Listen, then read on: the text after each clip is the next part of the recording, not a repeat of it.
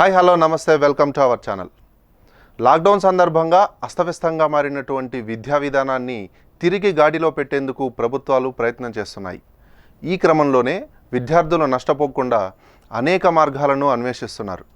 అందులో భాగంగా ఆంధ్రప్రదేశ్లో ఉన్నత విద్యా సంస్థలకు సంబంధించిన ఉమ్మడి అకాడమిక్ క్యాలెండర్ను ఉన్నత విద్యామండలి రూపొందిస్తున్నట్లుగా తెలుస్తుంది. సెలవులు, పరీక్షలు, తరగతులు ఇలా అన్ని విషయాల్లో ఒక పక్కాగా ఉండేటట్టుగా రూపకల్పన చేస్తున్నట్లుగా తెలుస్తుంది. ఇక డిగ్రీ, పీజీ చదివే 2-3 సంవత్సరాల విద్యార్థులకు ఆగస్టులో తరగతులు ప్రారంభం కానున్నట్లు ఒక సమాచారం. ఇక మొదటి ఏడాది విద్యార్థులకు సెప్టెంబర్లో తరగతులు ఉంటాయంట. కరోనా మహమ్మారి కారణంగా విద్యా సంవత్సరం ప్రారంభంలో జాప్యం జరిగినందున తరగతుల సమయాన్ని రోజుకు 1 గంట నుంచి 2 గంటలు పెంచనున్నారు. అలాగే ప్రతి శనివారం సెలవులు లేకుండా తరగతులు నిర్వహించే అవకాశం మెండుగా ఉన్నాయి. పండుగలకు సంబంధించిన సెలవులను తగ్గించనున్నారు. ఆగస్టు నుంచి మే వరకు కళాశాలలు, వర్సిటీలు పనిచేసేలా అకాడమిక్ క్యాలెండర్ను రూపొందించారు. 2021-22 విద్యా సంవత్సరం యథావిధిగా ఉండేలా ప్రణాళికలు రూపొందించారు. జూలైలో డిగ్రీ, పీజీ, ఇంజనీరింగ్ చివరి ఏడాది విద్యార్థులకు పరీక్షలు నిర్వహించనున్నారు. మిగతా విద్యార్థులకు తరగతులు ప్రారంభించాక నిర్వహించడంపై ఆలోచన చేస్తున్నట్లుగా సమాచారం.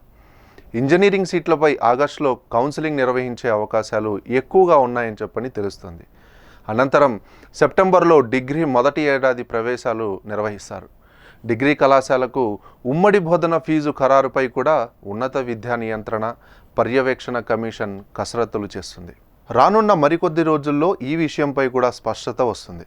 అంతేకాకుండా ప్రభుత్వ పాఠశాలలో నాడు నేడు కార్యక్రమంపై సమీక్షించినటువంటి ఏపీ ముఖ్యమంత్రి జగన్మోహన్ రెడ్డి కొన్ని కీలక సూచనలు చేశారు. ప్రభుత్వ పాఠశాలలో విద్యార్థుల సంఖ్యకు తగినట్టుగా టీచర్లను నియమించాలని అధికారులను ఆదేశించారు. విద్యార్థుల అవసరాలే ప్రాతిపదికగా టీచర్ల బదిలీలు చేపట్టాలని సీఎం స్పష్టం చేశారు. ఇంకా అనేక రకాలైనటువంటి సూచనలు చేయడం జరిగింది. అవేంటంటే ఏ పాఠశాలల్లో ఎంతమంది విద్యార్థులు ఉన్నారన్న దానిపై మ్యాపింగ్ చేయాలని, 6వ తరగతి నుండి 10వ తరగతి వరకు విద్యార్థుల ప్రతిభపై అధికారులు నిరంతరం అధ్యయనం చేయాలని, డిజిటల్ లెర్నింగ్ కోసం సమగ్రంగా ఒక యాప్ రూపకల్పన చేయాలని ఆదేశించారు. విద్యార్థుల సందేహాల నివృత్తికి వీడియో కాల్ సదుపాయం కూడా ఉండేలా చూడాలని తెలిపారు. గోరుముద్ద అనే ప్రోగ్రాం కింద పిల్లలకు ఇచ్చే మధ్యాహ్న భోజనం ఏ స్కూల్లో చూసినా ఒకటే నాణ్యత ప్రమాణాలు ఉండాలని ఆదేశించారు. మధ్యాహ్న భోజనానికి ఇచ్చే పేమెంట్ల విషయంలో ఎలాంటి ఆలస్యం కూడా ఉండవద్దని చెప్పని ఆదేశించడం జరిగింది.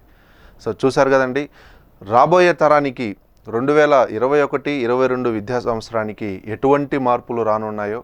ఈ వీడియో కనుక మీకు నచ్చినట్టయితే ప్లీజ్ లైక్ చేయండి, షేర్ చేయండి. మరిన్ని మంచి ఇంట్రెస్టింగ్ అప్డేట్స్ కోసం please subscribe our channel. Thank you.